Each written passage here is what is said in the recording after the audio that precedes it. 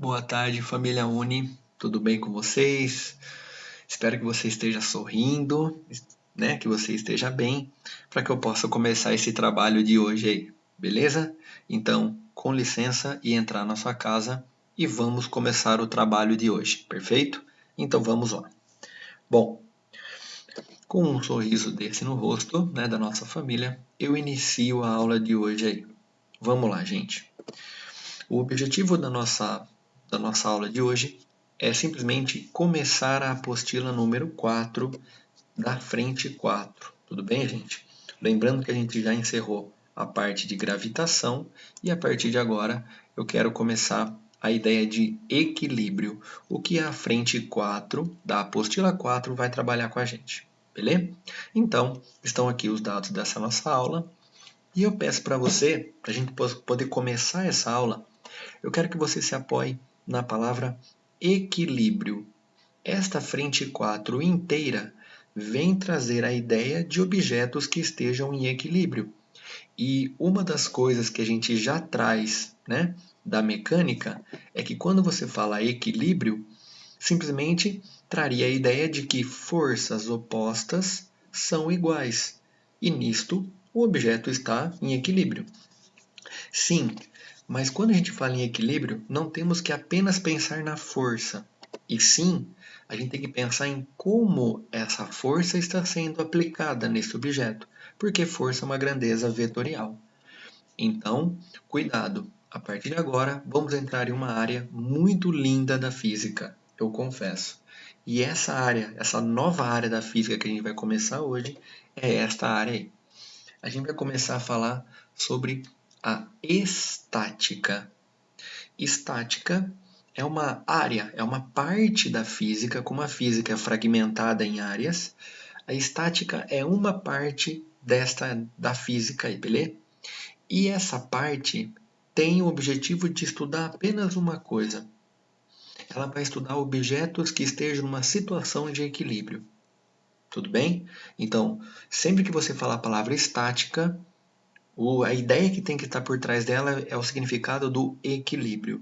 Então, para a gente começar a nossa aula, eu quero destacar duas palavras nesse texto. Primeiro, eu quero destacar a palavra física, porque é uma palavra muito linda, é uma ciência maravilhosa. E também eu quero destacar para vocês a palavra equilíbrio. Tudo bem? Cuidado quando a gente fala em equilíbrio. Então, para começar, né, como eu estou falando da parte introdutória, né, eu quero falar sobre o equilíbrio. O que é que significa falar equilíbrio? Quando eu falo equilíbrio, significa que a resultante de todas as forças que estejam atuando no objeto ou no seu centro de massa tem que ser igual a zero. Note que eu falei resultante das forças. Então, são grandezas vetoriais, tá vendo? As forças, ó, a resultante de todas as forças que atuam tem que ser igual a zero. Isso significa a palavra equilíbrio. Só que, segundo o princípio fundamental da dinâmica, a força resultante é igual a massa vezes a aceleração. Como o objeto está em equilíbrio, o que é que eu posso dizer? Que a aceleração é igual a zero, tá vendo? E se a aceleração é igual a zero, isso me fala que a resultante, lembra, é o que ajuda menos o que atrapalha, isso vai ser igual a massa vezes a minha aceleração. Está acompanhando meu raciocínio? E se esse termo aqui vai ser zero, tá vendo? Eu tenho a consequência, se eu jogar a força que atrapalha positiva para o outro lado, eu tenho essa ideia. O que, na verdade, a gente já sabe, né? Então, quando você fala equilíbrio, né? As forças opostas têm que ser iguais. Tudo bem, mas isso significa o quê?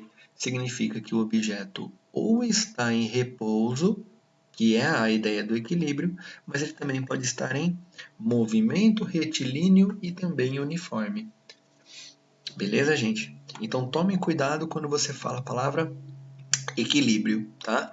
As forças opostas devem ser iguais. E o nome disso a gente já estudou, chamado de inércia, né? Lá no começo do ano, ainda estávamos presencial. Beleza? Só estou tentando retomar algumas ideias. E no decorrer desse curso, nós veremos três tipos de equilíbrio. Não nesta aula, mas em próximas. O equilíbrio chamado de, né, esse aqui, ó, ele recebe o nome de estável. Vamos começar por ele que é mais fácil, ó. Ele é estável, porque se você tirar ele do lugar, ele volta para o mesmo ponto depois de um tempo. Então ele vai estabilizar sempre nesse ponto. Equilíbrio estável. Esse aqui, ó, se você tirar esse cara do lugar, ele não volta espontaneamente para o mesmo ponto. Então, na verdade, ele é chamado de instável, tá vendo? E esse aqui, tanto faz se você levar para a direita ou para a esquerda, ele vai voltar na posição de equilíbrio dele, chamado de indiferente. Mas veremos mais adiante. Então, só esse primeiro quadro foi só para trazer uma ideia para vocês, simplesmente, do que significa a ideia equilíbrio. E no próximo slide, que é esse aqui, eu trouxe apenas algumas imagens para você começar a ter contato com a ideia de equilíbrio. Olha só, aqui eu tenho objetos que estejam em equilíbrio. Né? Aqui eu também tenho uma situação onde o objeto está em equilíbrio. Olha aqui, aqui eu também posso ter uma situação de equilíbrio. Tá vendo, gente? Então, eu só trouxe algumas ideias, tá vendo? Ó, algumas ideias do que significa você falar equilíbrio na física, tá vendo? Ó, você percebe a inclinação dele, tem um objetivo que está inclinado aqui, né? Tá vendo? Você tem várias situações de equilíbrio. Beleza, gente? Um guindaste aqui, ó. E o ótimo estudo da nossa matéria de hoje está aqui dentro, ó. Exatamente desse desenho aqui. Mas, enfim. Vamos começar exatamente a trabalhar a ideia vetorial, né? A ideia de equilíbrio. Então, esse exemplo que eu trouxe, ele vai ajudar a gente a entender a situação de equilíbrio, tá? Acompanhe comigo uma maneira de resolver essa situação. Eu falei para você esses dados, tá vendo? A massa, a gravidade, o seno e o cosseno do ângulo 30. Te falei que esse objeto, o corpo A, que tem massa de 30, ele está preso por uma corda direita chamada de T1 e uma corda na diagonal T2 aqui. Eu quero saber o valor de cada uma delas. Beleza? Então eu posso pensar pela estrutura geométrica, né? Pela decomposição vetorial. Olha que bacana, ó.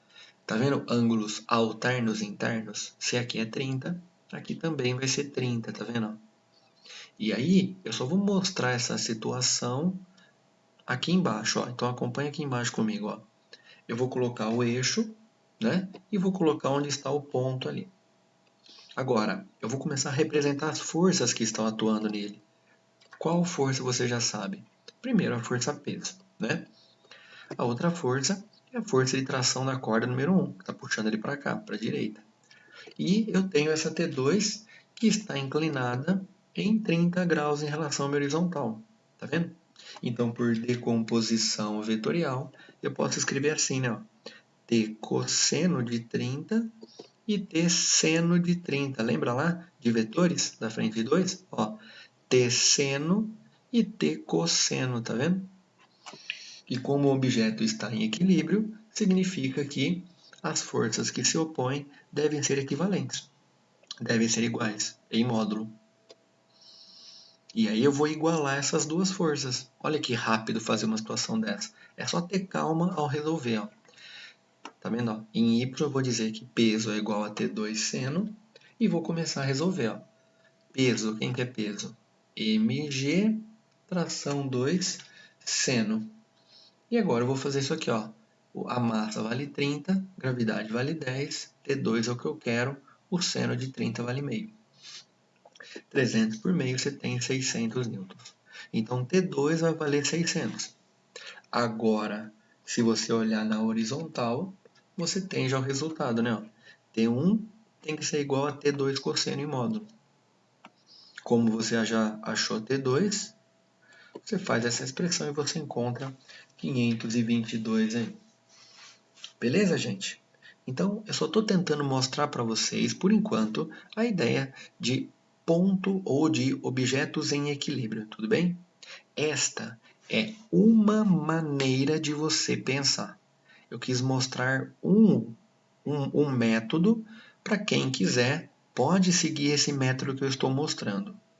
Mas, gente, nos nossos exercícios, exatamente no exercício 3 dessa aula, ó, o exercício da SpaceX, Escola Preparatória para Cadetes do Exército, 2011, tá vendo?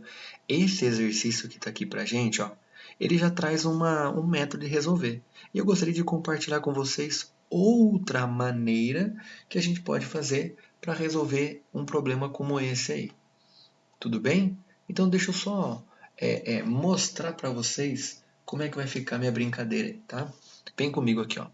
Ele fala que um bloco de 24 kg é mantido suspenso em equilíbrio. Olha ele informando, ó, pelas cordas L, aqui, que como no exemplo eu coloquei T1, e a Q, né, representada por T2, que não se esticam e não considere as suas massas. A corda L forma um ângulo de 90 graus com a parede e a corda Q forma um ângulo de 37 com o teto. Olha aqui, ó, 37 e a corda aqui está perpendicular à parede. Considerando a aceleração da gravidade como 10 metros por segundo ao quadrado, qual é o valor da tração na corda L? Então ele quer essa tração aqui, beleza? Então vamos focalizar, vamos buscar exatamente ela. Mas a parte inicial deve ser feita.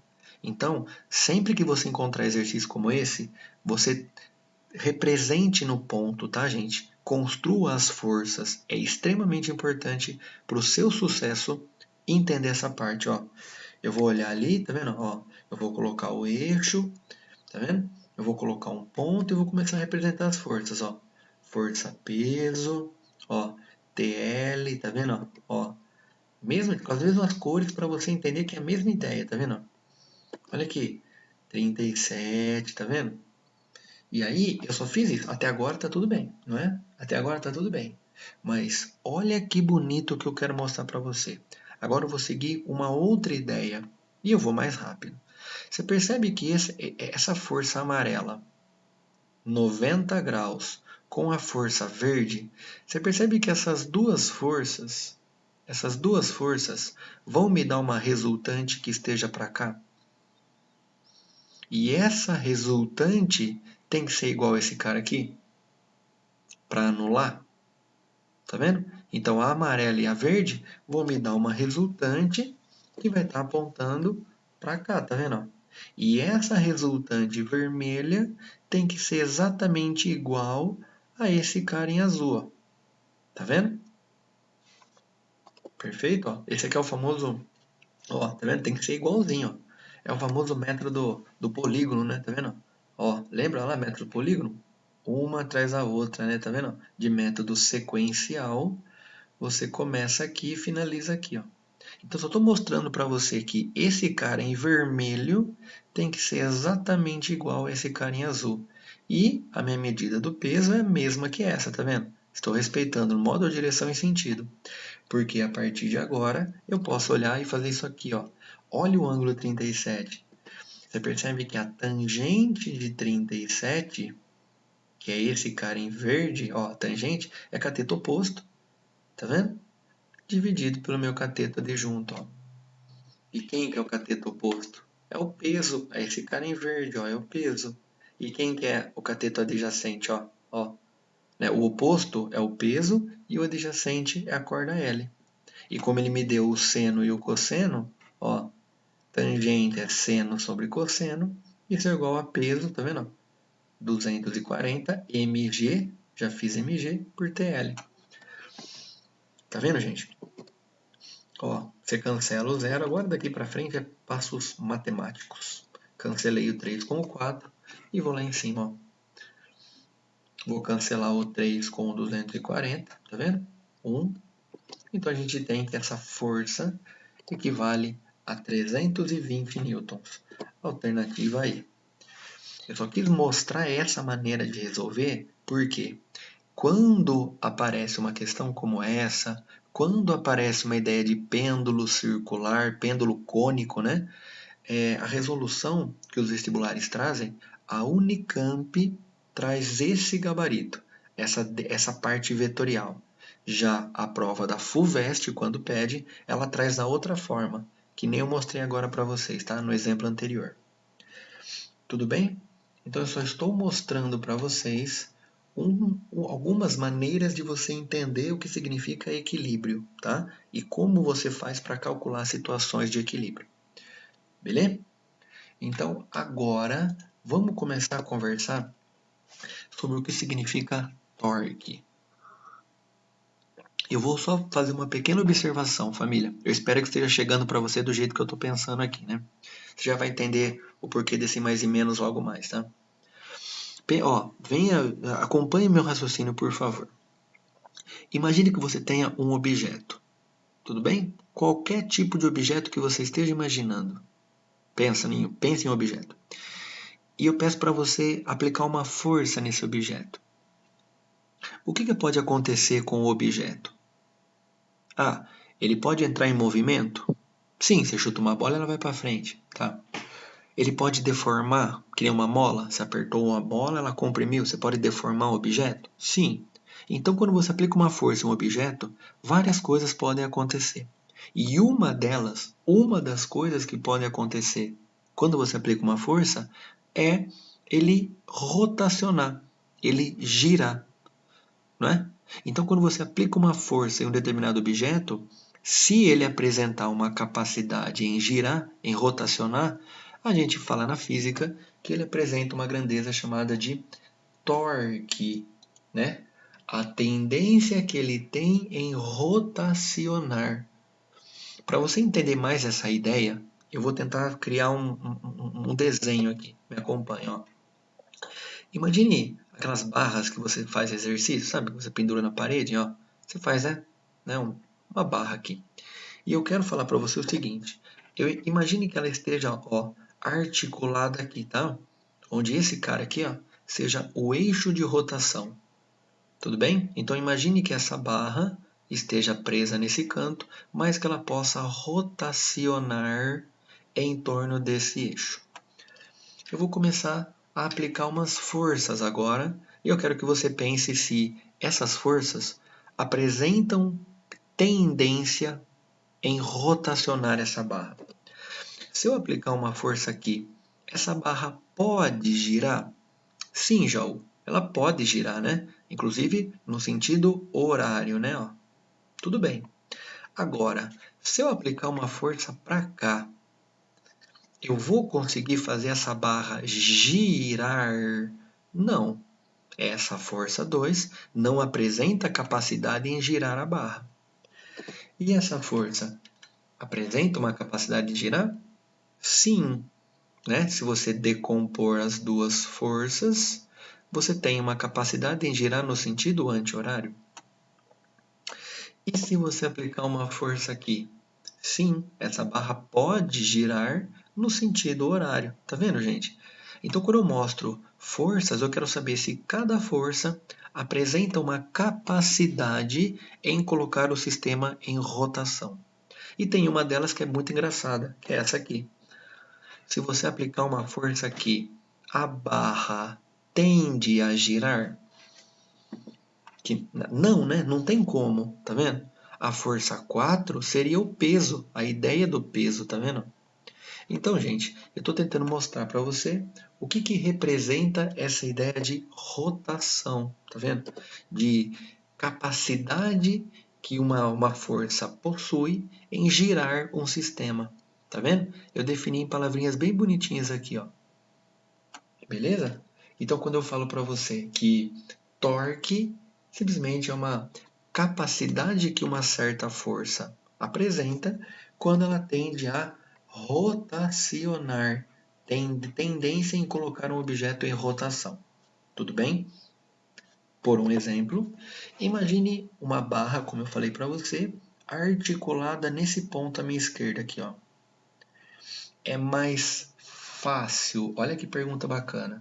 É mais fácil você colocar esta barra em rotação se você aplicar uma força no ponto a 1 metro do eixo, ou se você aplicar uma força no ponto B a 2 metros. Ora, é mais fácil você girar aqui, não é? Você realiza menos desgaste, né? A capacidade em girar é maior aqui. Por isso que eu peço para você, ó, quanto maior for a distância da força até o eixo de rotação, que a gente vai chamar de braço, mais fácil fica girar. Beleza? É essa a minha ideia que tem que estar por trás disso. É por isso que dentro do curso de física a gente vai falar em capacidade de girar. Olha que bacana, ó. Imagine uma situação dessa. Uma pessoa que ela apresenta ser leve, tá vendo, ó? E uma pessoa que apresenta ter uma massa um pouco maior. Só que essa pessoa está mais perto do eixo e a mais leve está longe. Será que essa gangorra apresenta uma capacidade de girar? Deixa eu colocar os números para vocês, para ficar mais nítido isso que eu estou falando. Ó. Será que essa gangorra apresenta uma capacidade em girar? Será que com esses dados eu entendo o que significa girar? O ponto A quer girar no sentido anti-horário. O ponto B quer girar no sentido horário. Com essas medidas, eu consigo realizar essa rotação? Não sei. É por isso que dentro da física, da estática, existe a grandeza torque, ou momento de uma força. E ela é calculada como sendo o produto entre a força que está atendendo à rotação vezes a distância. Ou seja, perceba aqui, ó, se essa força, por um exemplo, vale 1 newton, 1 vezes 2, 2. Aqui, se a força vale 1 newton, 1 vezes 1, 1. Então, o número 2 é maior que o número 1, apresentando uma maior capacidade, uma maior facilidade em girar. E esse mais e menos que eu deixei para o final é o sentido da rotação. Se ele vai girar num sentido que seja anti-horário ou se ele vai girar no sentido que seja horário. Beleza, gente? Tá indo, né? Tá bem bacana aí, tá bem tranquilo aí. Agora, o que eu quero fazer? Eu quero te mostrar uma situação para verificar o que vai acontecer sobre esse sentido de rotação. Como associar quem é o positivo e quem é o negativo, né? Não sei se você ficou curioso ou curiosa nisso. Essa simbologia de sinal mais e de menos, a gente pode utilizar dessa maneira. Ó. Olha que bacana. Ó. A nossa barra está aqui e o eixo de rotação está aqui. Vamos lá. Essa força, sim, quer girar no sentido anti-horário. Essa força quer girar no sentido horário. Essa daqui quer girar no sentido horário.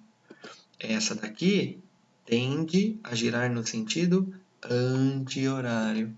Essa daqui tende a girar no sentido anti-horário. Tá vendo que eu tenho que dar um sentido, né? Essa 3 e essa 2, ela está no horário e as outras estão no anti-horário. Então, o que eu vou usar? A gente vai usar a já conhecida regra da mão direita.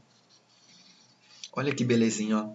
Exatamente sobre o seu eixo, você vai colocar sua mão desse jeito, ó. Exatamente sobre o eixo. E essa é uma regra simples. Vamos fazer isso? Ó, eu vou ali no meu eixo e vou colocar minha mão, ó. Tá vendo? A hora que eu coloquei minha mão, eu vou dar o tapa. E neste caso, o tapa está sendo representado para cá, ó. Ó, esse sentido é anti-horário. Tá percebendo? Esse sentido do tapa está sendo anti-horário. Por isso, eu vou usar essa ideia, essa simbologia. No sentido anti-horário, vai ser o positivo. E no horário, vai ser negativo.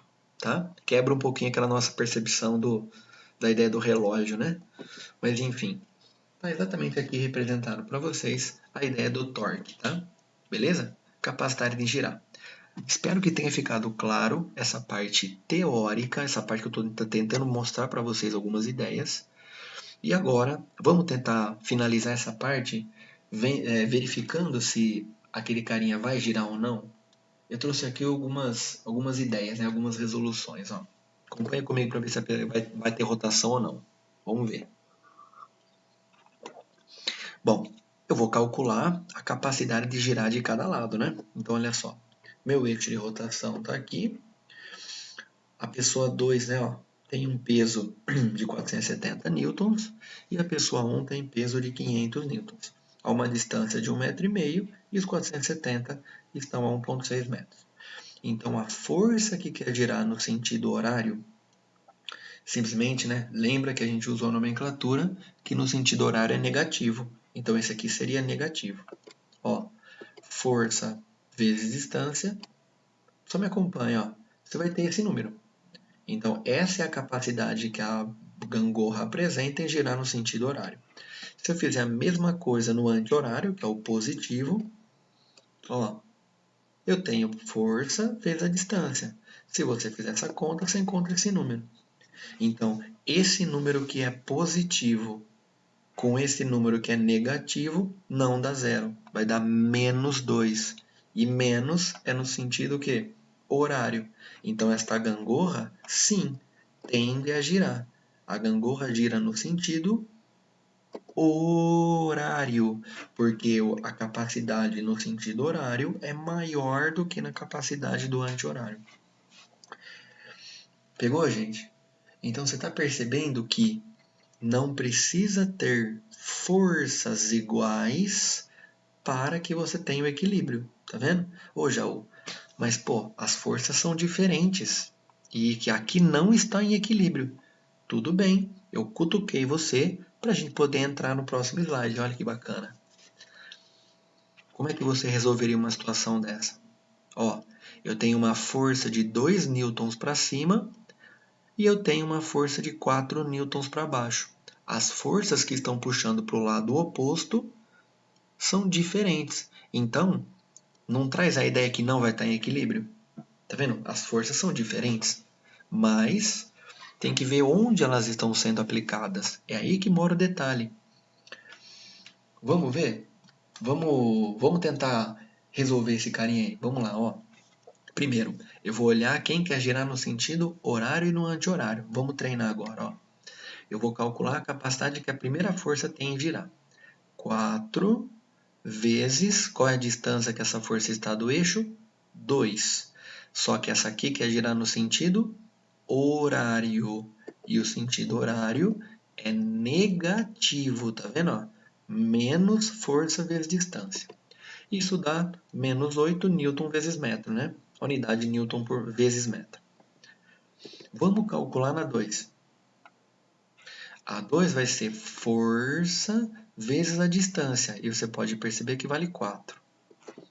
Tá vendo? Só que ela quer girar no sentido anti-horário e o sentido anti-horário positivo aqui.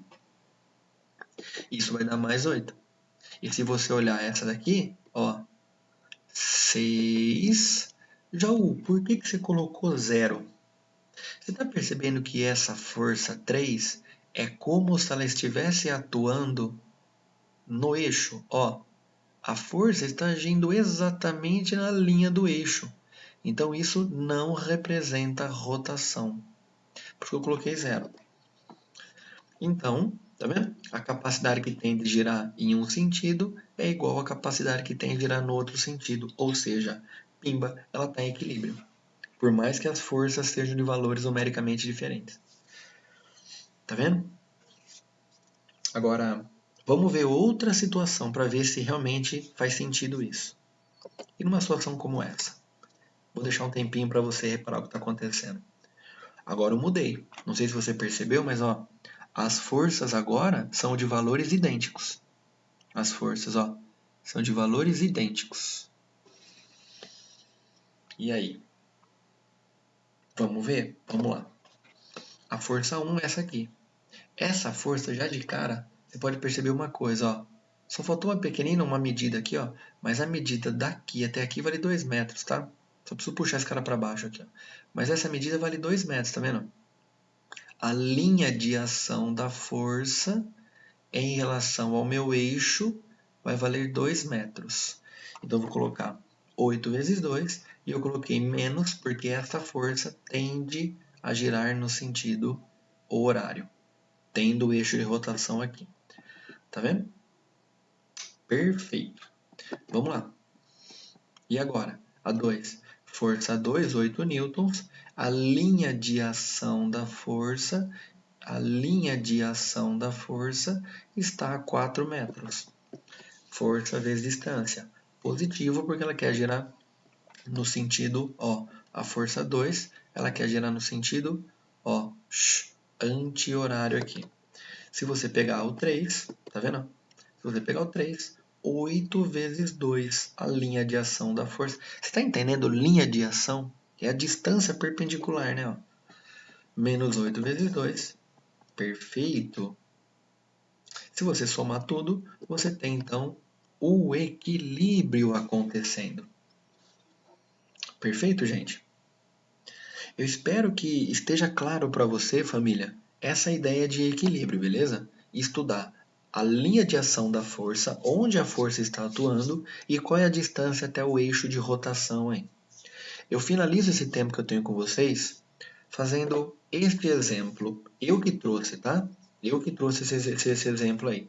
E eu vou deixar os exercícios dessa aula, eu vou deixar para a semana que vem, devido ao meu tempo, tá? Semana que vem faremos os 5 exercícios dessa aula. Mas olha só, acompanha comigo a resolução no finalzinho comigo, ó. 3 homens tentam fazer girar em torno do ponto fixo O, olha o ponto O aqui, fixo, acompanha comigo, uma placa retangular de largura A largura é A, tá vendo? E comprimento 2A, A e A, que está inicialmente em repouso sobre um plano horizontal de atrito desprezível. Eles aplicam as forças FA é igual a FB e a força C é 2FA. Então, olha só, ó. Olha que exemplo legalzinho, ó. Ó que bacana. Você tem que essa força aqui, ó, FA, vai ser o mesmo valor da força B, tá vendo? São valores idênticos. E essa força é o dobro da força em A. Ele pergunta para mim o que vai acontecer em relação aos momentos. Vamos verificar? Vamos lá, ó. Eu tenho que olhar primeiro para cada um deles. Só trouxe aqui aquela nomenclatura usada anteriormente, né? Ó. E agora olha só. Eu vou calcular o momento da força A, da força B e da força C, fazendo a força vezes a distância. Tá vendo? Vou calcular para todos. Se eu for olhar primeiro para o caso A, eu vou colocar força vezes distância. Acompanha comigo. Força vezes a distância até o eixo. A linha de ação da força está na mesma distância do eixo, relação perpendicular, tá vendo? Linha de ação da força. O que coincide com o B, né, gente? Tá vendo? Linha de ação da força. Pegou? Se você fizer para o caso B, vai dar a mesma coisa, né? E eu coloquei negativo, ó, sentido horário. Tá vendo? Agora, se você vier calcular em C, independentemente o valor da força em C, qual é a distância que a linha de ação dela está? Zero, ó. É como se a força estivesse exatamente sobre o eixo. E em qualquer região que eu estou mostrando, se você puxar nessa orientação que eu estou mostrando, não vai haver capacidade de girar. Por isso que eu coloco zero. E agora eu quero te provar uma coisa. O momento resultante para verificar se ela gira ou se ela não gira é a soma dos três. Olha só. Pan, pan, pan. Então, olha que belezinha. Eu provei que esta barra, sim, tende a girar sim. Tá vendo? Beleza? E o sentido é horário, ó. Por isso que a hora que eu for responder, eu vou falar que a capacidade de girar do lado A, da força A e da força B são iguais, e esse valor é maior do que a capacidade em C. Olha a letra A. E a placa tende a girar no sentido horário. Ela vai girar no sentido horário aí. Beleza, família? Eu acho que eu estiquei um pouquinho mais do tempo, né? Eu usei aí mais 4, 5 minutinhos. Mas fica aqui o desejo que essa aula tenha sido boa para vocês, que ela tenha sido produtiva. Os exercícios, os 5, eu farei na semana que vem. Eu deixo aqui um abraço com muito carinho e muita saudade para vocês, tá, gente? Continue acreditando no teu sonho. Ele é o mesmo que o nosso, gente. Beleza? Uma força, bons estudos aí e até a semana que vem, gente. Valeu, beijo, fui.